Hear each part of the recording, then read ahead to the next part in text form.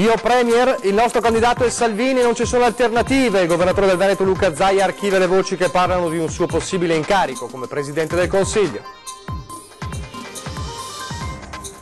Sangue a mira, omicidio all'alba in un condominio di Oriago, 37enne operaio romeno accoltellato alla gola da un connazionale al culmine di una lite dai motivi ancora non chiari. Duplice delitto di Cison, via libera ai funerali dei coniugi Nicolasi, intanto la procura passa al setaccio i conti correnti della coppia trucidata.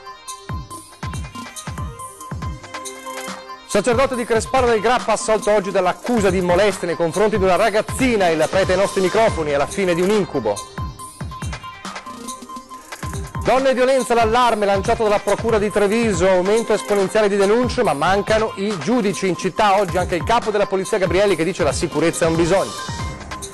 I volante del servizio pubblico di Venezia viaggeranno con l'olio da cucina usato come carburante ecologico, accordo tra Comune Eni, AVM e Veritas, sperimentazione per 7 mesi.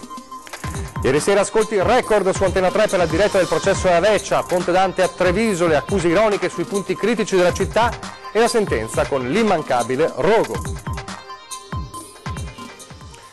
Telespettatori di Antena 3, buonasera, ben trovati l'edizione del Veneto dei nostri telegiornali che si apre tornando a parlare di politica. Sono giorni cruciali questi per la formazione di un governo che si attende ovviamente con la palla in mano al Presidente della Repubblica Sergio Mattarella e intanto tra le voci che si rincorrono all'interno della Lega, ma non solo, l'ipotesi di una scelta come candidato premier di Luca Zaia. Ebbene, oggi il diretto interessato, il governatore del Veneto, che è stato anche a Milano all'assemblea dei neoparlamentari della Lega, stoppa ogni possibile voce, dice io premier non è possibile, il candidato è Salvini, io devo pensare al Veneto e all'autonomia. Da parte mia nessuna disponibilità, anche perché mi voglio occupare dell'autonomia del Veneto, visto e considerato che ho ancora 2 anni di amministrazione da fare e quindi voglio traghettare questi 5 anni, finirli, quindi abbiamo iniziato il 2015, finiremo il 2020. Questa è la solita manfrina che torna tutti gli anni. Luca Zaia di ritorno da Milano, dove ha preso parte all'incontro di Matteo Salvini con i leghisti neoeletti in Parlamento, archivia così le voci di una sua possibile candidatura a premier. Il nostro candidato è uno solo, non c'è una seconda scelta o una seconda opportunità, per noi il candidato è Matteo Salvini, abbiamo corso con lui. Abbiamo massima fiducia nel capo dello Stato Mattarella, spiega Zaia, per la formazione del nuovo governo, incarico che ci auguriamo venga affidato a Matteo Salvini. Siamo pronti, continua il governatore, ma nessun accordo con altri partiti. Niente accordi con partiti, ma accordi con uomini e donne di buona volontà. Quindi nessun accordo con il Movimento 5 Stelle o con i delusi del PD? No, assolutamente no, cioè accordi organici no, perché sarebbe, come si può dire, poco rispettoso nei confronti di quei cittadini, perché se un cittadino ti ha scelto vuol dire che non ha scelto gli altri. E se poi c'è qualcuno che si vuole dissociare, che vuole invece sostenere il nostro programma, noi siamo qui. Intanto l'incontro di Milano è stato l'occasione per Zaia per ricordare ai neoparlamentari qual è la loro missione a Roma. Abbiamo parlato dell'autonomia del Veneto, delle grandi aspettative che come veneti abbiamo, nel senso che se si andrà al governo è giusto che l'autonomia sia il primo posto. Questo dunque all'interno della Lega, dei vincitori insieme al Movimento 5 Stelle delle elezioni politiche. E invece che succede in casa degli sconfitti? Momenti convulsi a Roma, ma momenti importanti e decisivi anche in Veneto. Ieri sera alle 20:10 c'era il segretario regionale del PD Alessandro Bisatto che annuncia a brevissimo un'assemblea per fare il punto della situazione e dice non mi dimetto. Si dimette? Non è nella mia logica di queste ore e delle prossime ore, dei prossimi giorni. Però non esclude allora. Ma cioè nel senso no. Io direi di no, io convocherò i quadri dirigenti in base a quelle che sono le regole di partito, quindi ho già convocato l'esecutivo, convocherò la direzione regionale, probabilmente anche l'assemblea regionale, per fare una discussione il più profonda possibile, però senza nemmeno farci prendere dall'illusione che abbandonare la nave al proprio destino sia la conseguenza diretta per togliersi le responsabilità. Io non sono uno abituato a dire va ben tutto madama la marchesa, io affronto i temi, perlomeno va fatta un'analisi profonda per capire se un centro-sinistra in Italia e nel Veneto ha una prospettiva di governo, ha una prospettiva di responsabilità per i temi che stanno a cuore alla gente, oppure se diventa un residuo della politica via più. Io non lo penso, e quindi siccome non lo penso che vadano messe in campo tutte le migliori energie per ripartire. Apriamo adesso la pagina della cronaca a partire dall'omicidio che si è consumato all'alba di oggi a Mira. Nelle prime ore di questa mattina siamo intervenuti a Mira dove si era consumato l'omicidio di un 37enne rumeno, un operaio che è stato accoltellato mortalmente da un proprio connazionale. Erano le 5:30 quando al culmine di una violenta lite Bejenaru Georgan, rumeno 29enne arrestato dai carabinieri, ha accoltellato alla gola il suo connazionale di 37 anni con cui lavorava e condivideva l'appartamento, Suta Georger, colpendolo a morte. All'origine del gesto l'astio maturato nelle ultime settimane dall'assassino nei confronti della vittima che sembra lo dominasse, iniziato sul luogo di lavoro. L'omicidio si è consumato al secondo piano dell'appartamento alle mie spalle, qui in via Mare Mediterraneo a Oriago di Mira. A lanciare l'allarme è un 41enne, anch'egli rumeno, che per la difficoltà di esprimersi in italiano ha chiesto aiuto ad un altro collega. Tutti e quattro infatti lavoravano alla Fincantieri di Porto Marghera. Siamo intervenuti su richiesta del 118, che è intervenuto per primo dopo aver ricevuto la chiamata da un altro connazionale che non abitava nell'appartamento, però che parlando correttamente l'italiano aveva dato l'allarme. Quando i carabinieri di Mira e Mestre sono giunti sul posto insieme ai militari della scientifica, l'assassino era nel giardino comune all'esterno della palazzina insieme al testimone. Non ha opposto resistenza ed entrambi sono stati portati in caserma per essere ascoltati. Poi l'arresto del 29enne. Il coltello da cucina è stato recuperato e sequestrato in casa, ancora sporco di sangue, mentre all'ingresso dell'abitazione di via Mediterraneo qualcuno ha acceso una candela in segno di rispetto. Ed ora il duplice delitto di Cison di Valmarino con il via libera ai funerali per la coppia trucidata, mentre la procura indaga anche sui conti correnti di Loris e Anna Maria. Gli amici e i familiari di Loris e Anna Maria potranno finalmente salutare per l'ultima volta i coniugi massacrati nella loro abitazione di Cison.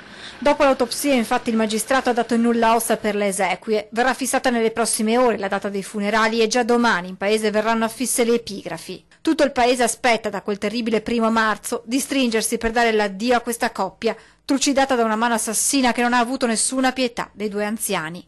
Intanto continuano serrate le indagini per dare un volto e un nome al responsabile dell'orribile delitto. Gli inquirenti continuano ad ascoltare familiari e conoscenti, la vita privata e la situazione economica della coppia sotto la lente di ingrandimento.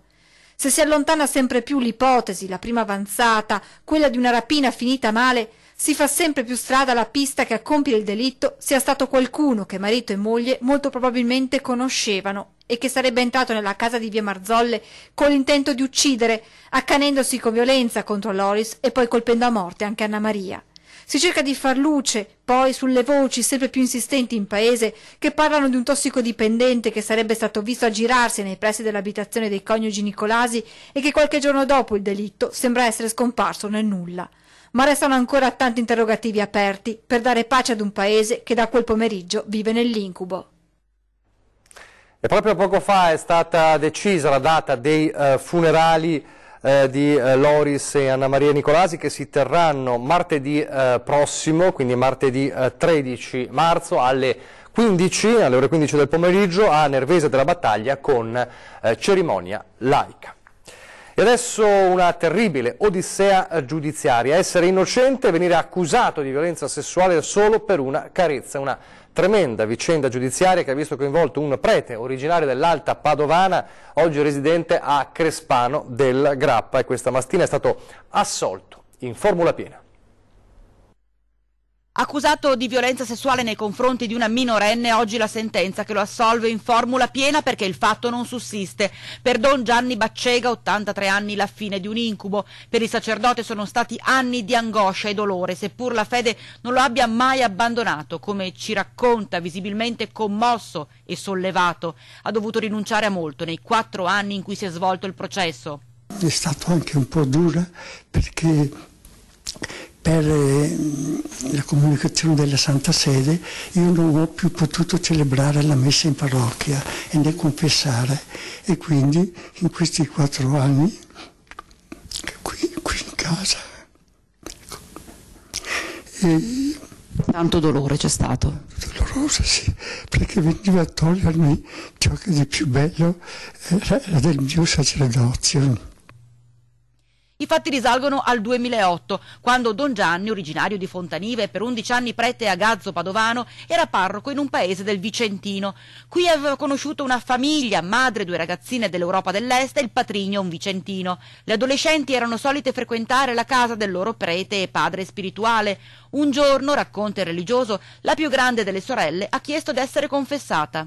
E gliel'ho confessata in 4 minuti, ecco, poi al termine lei erano un po', avevano questa benevolenza, diciamo, per riconoscenza mi è venuto incontro, mi ha dato un bacio alla guancia, e dando un bacio alla guancia io ho messo la mano destra di dietro le spalle così e l'ho accarezzato 2 volte dietro le spalle così, no? E questa cosa si vede che lei non l'ha gradita tanto, ha comunicato a sua mamma e per questa cosa sono stato accusato. In realtà la denuncia è scattata 6 anni dopo l'episodio, nel 2014, uno shock per Don Gianni, sollevato dal vescovo addirittura da qualsiasi attività sacerdotale. Che cosa le resta di questa brutta storia? Ma mi resta da una parte un dolore che non avevo mai provato, però anche mi pareva come che il Signore mi desse questa prova, questa sofferenza, ecco, prima di chiamarmi in cielo.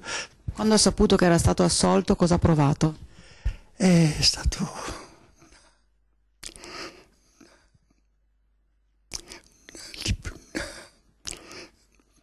io non pensavo, perché ero in questa anche fede, diciamo, no? Sì, una gioia indescrivibile, ecco. E per un momento ho pianto da solo. Lei perdona queste ragazze, queste persone? Certo. Io sentivo che le perdonavo pienamente e le mettevo nelle mani di Dio. E adesso torniamo a parlare di violenza sulle donne, un allarme che veramente non si ferma alla giornata dell'8 marzo. Oggi un convegno promosso dalla Prefettura Treviso, presente anche il capo della Polizia Franco Gabrielli. I dati allarmanti restano molto alti, come le denunce che sono sempre più alte e sempre più numerose, ma di contro l'allarme della Procura, il numero dei magistrati è sempre più ridotto. 94 casi di stalking, 139 maltrattamenti e ancora 3 omicidi. E sono dati che effettivamente destano allarme. Tutte queste denunce confluiscono nella procura che ora qui rappresento sul tavolo di 4 sostituti procuratori. Stalking, maltrattamenti, aumentano i casi, aumentano le denunce, ma l'organico della procura è sempre più risicato. 4 i magistrati deputati a questi reati su un territorio di oltre 800.000 abitanti, dove i femminicidi negli ultimi 3 anni sono stati 8. Numeri che allarmano, dice chiaramente il sostituto procuratore Mara De Donada al tavolo del convegno su coesione sociale, donne e legalità promosso dalla Prefettura, con in prima fila il capo della Polizia Franco Gabrielli, che parla di misoginia ancora diffusa, di donne che non sostengono le donne, di uno scalino culturale ancora da superare e del fatto che bisogna fare di più anche come forze di polizia di fronte al coraggio di una donna che denuncia. Resta ancora da fare abbastanza, ma più che sull'aspetto penale, dove secondo me abbiamo raggiunto ormai una tutela soddisfacente, rimane ancora l'aspetto educativo. È difficile cambiare mentalità, una mentalità maschilista che si è sedimentata in migliaia di anni, cambiare nell'arco di 1 o 2 generazioni. L'imprenditoria al femminile è di contro incoraggiante, la Marca è la 22ª provincia d'Italia. Se io considero quella che è l'imprenditoria che c'è nel nostro territorio, è un'imprenditoria che abbia superato ormai abbondantemente questo concetto di uomo-donna, ma anzi si guardi veramente a dei ruoli in base a chi si pensa sia in grado di ricoprirli. Discriminazioni, abusi, violenze superabili lavorando sulla coesione sociale dunque nella provincia che ha dato i natali a Tina Anselmi, presenti ai 300 le due sorelle, si è stilato un vademecum di intervento. Una rete, quella intessuta nella Marca che Gabrielli ha elogiato come buona pratica da esportare. Il frutto di un lavoro tra istituzioni, servizi territoriali ed enti del privato sociale, pubblico e privato, che si uniscono insieme per un obiettivo importante, qual è quello di realizzare qualcosa di concreto per migliorare la capacità di risposta. Intanto, a proposito di donne, all'indomani dello sciopero che ieri, 8 marzo, ha paralizzato la città in occasione della festa della donna, è polemica sulla modalità scelta per sensibilizzare sul tema della violenza e delle discriminazioni. Lo sciopero di scuole e trasporti per la festa della donna ha penalizzato soprattutto le donne, tra le più agguerrite nel contestare il fermo di 24 ore proclamato da USB, che ha visto quasi la metà del personale di ACTV astenersi dal lavoro. Pesanti disagi in laguna e in terraferma per una forma di protesta, pur legittima, che in molti hanno trovato fuori luogo e fuori tema. L'unico effetto è quello di creare problemi a chi lavora, ha denunciato Matilda Bottoni, segretario provinciale dell'Unione Inquilini, in un post diventato virale. Non sarà facile dare spiegazioni a quelle donne che potrebbero finire in strada perché non riescono ad andare ai loro sfratti. La solidarietà è un'altra cosa, è sporcarsi le mani con la realtà di ogni giorno, altro che cocktail di beneficenza, uno sciopero assurdo che ha fatto arrabbiare tutte le donne che conosco. Sogghigna il direttore generale di ACTV Giovanni Seno, che chiude la polemica con una battuta. Io per definizione gli scioperi non li commento mai, però visto che parliamo di donne credo che l'unica battuta che si possa fare è che in questo momento posso dire che ieri io ero dalla parte delle donne che si lamentavano. Abbiamo visto i vaporetti in azione dal 1° aprile, e non è un pesce d'aprile, ci sarà la sperimentazione con l'olio da cucina usato, lo vediamo dopo la pubblicità.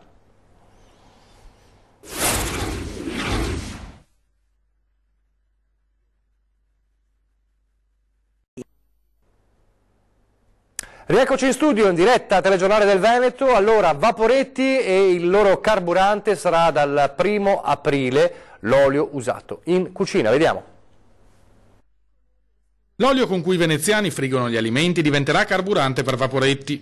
In mattinata a Cafarsetti la firma dell'accordo tra Comune, Eni, Veritas e AVM per la fornitura del nuovo tipo di combustibile prodotto nella bioraffineria Eni a Porto Marghera all'intera flotta di ACTV. Da un lato mettiamo in luce l'eccellenza di Venezia con questa bioraffineria, dall'altro incentiviamo il riciclo e dall'altro ancora riduciamo del 15% le emissioni di sostanze nell'atmosfera da parte dei vaporetti che utilizzeranno questo tipo di carburante. Per 7 mesi, dal 1° aprile al 31 ottobre 2018, tutti i mezzi acquei attualmente riforniti col gasolio tradizionale utilizzeranno quindi il nuovo combustibile ottenuto dalla trasformazione di materie prime come oli vegetali usati e grassi animali in biocarburanti di alta qualità. Per quanto riguarda l'emissione di particolato, la sperimentazione già fatta ha evidenziato una riduzione del particolato fino al 40%, inferiore a quella senza utilizzo col gasolio tradizionale, quindi contiamo di ripetere le stesse prestazioni anche sui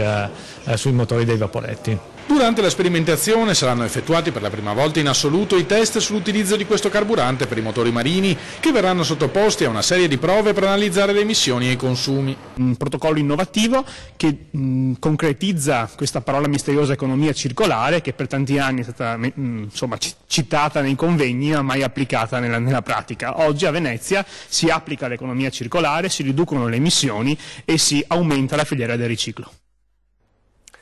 Ed ora a Motta di Livenza, dove oggi 9 marzo si è celebrato l'anniversario numero 508 dell'apparizione della Madonna. Tantissimi fedeli da tutto il Veneto giunti nel santuario per le solenni messe. Era il 9 marzo 1510, quando ad un anziano devoto, Giovanni Cigana, apparve per la prima volta la Madonna.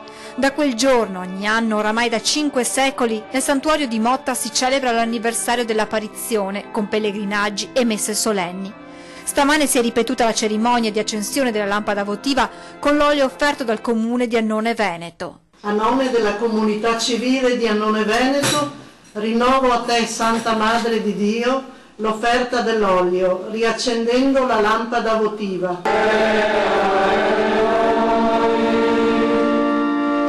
significa confermare il grande attaccamento, la grande devozione della nostra gente alla Madonna di Motta. Centinaia le persone arrivate a Motta da ogni parte del Veneto. Chi viene qui ogni 9 marzo per tradizione, chi per chiedere una grazia alla Madonna, perché anche in un'epoca in cui regna l'apparenza e il materialismo sembra esserci ancora bisogno di spiritualità. La Madonna mi aiuta in tante cose, specialmente nella malattia e nell'aiuto specialmente ad accudire gli ammalati. A mio marito è malato, comunque sono venuta perché vengo sempre. Ho sentito da 2 o 3 giorni che aspetto questa giornata. Io sento il bisogno, anche perché ho avuto dei problemi nella vita. Dalla fede alla tradizione e al grande successo ieri, tantissima gente a Ponte Dante a Treviso per il processo a Veccia a Treviso e tantissimi quelli che si sono collegati con Antena 3 per seguire la nostra diretta con ascolti record. A sentir tutti i strafalcioni, i trucchi e monae, i pregi e i difetti che a siora che prometto ma vedova mantegno. Ponte Dante anche quest'anno ha fatto da sfondo al processo di Avecia. Sul banco degli imputati Checca prometto, vedova mantengo, accusata dei problemi della città, a partire da una tradizione che sta scomparendo. Ma io sai, signor magistrato, che sta brutta vecchiassa è applicata. A nega porta via la nostra bella tradizione del pane e vino. Innocente! Ma me cliente! Perché il fumo inquina! E poi come non menzionare Piazza Santa Maria dei Battuti. Finalmente messa a posto, ma quelle macchine che va dentro e fuori spaccando perfin e banche e tonde de Piera. Ma ce n'è davvero per tutti, anche per la politica romana, con lo stipendio dei barbieri e dei parlamentari. Solo un accenno per tornare alle magagne più vicine, come il regolamento comunale per la cura del verde o i sacchetti per frutta e verdura a pagamento. Spetta e non ti puoi portarti una borsa da casa perché ti squacqueri i batteri dappertutto. Pagando i sacchetti giustamente, perché dopo averli doparai, te può anche mangiarli facendo i boia con i fasioi e patate. Perché se Dio! Finita la requisitoria è il momento del verdetto. Alla fine lo spettacolo del rogo de Avecia sulle acque del Sile.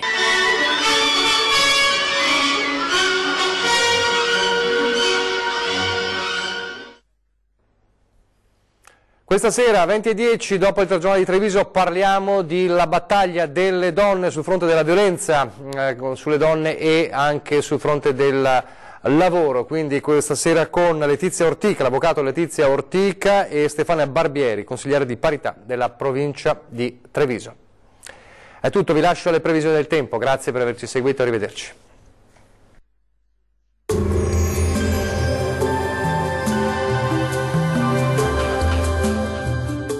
Termoidraulica Susin. Se compri una caldaia, in omaggio il condizionatore. Termoidraulica Susin a 0 branco.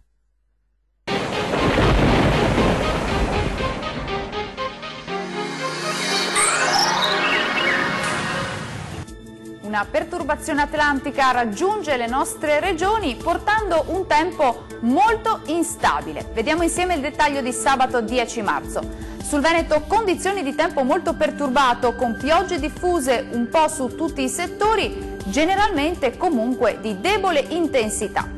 Diamo ora uno sguardo all'andamento delle temperature. Le minime saranno comprese tra 4 e 6 gradi, valori massimi invece oscillanti tra i 9 e gli 11 gradi circa. Tempo molto instabile anche sul Friuli Venezia Giulia. Sulla nostra regione infatti si prevedono precipitazioni diffuse un po' ovunque. Diamo uno sguardo alle temperature, le minime si attesteranno intorno ai 7 gradi, valori massimi compresi invece tra i 10 e i 13 gradi circa. Spostiamoci ora a vedere la situazione del Trentino Alto Adige. Poche novità maltempo con piogge su tutta la nostra regione. Temperature minime comprese tra 5 e 8 gradi, massime oscillanti invece tra i 9 e i 13 gradi circa. Dal meteo di Antenna 3 per ora è tutto. Arrivederci al prossimo aggiornamento.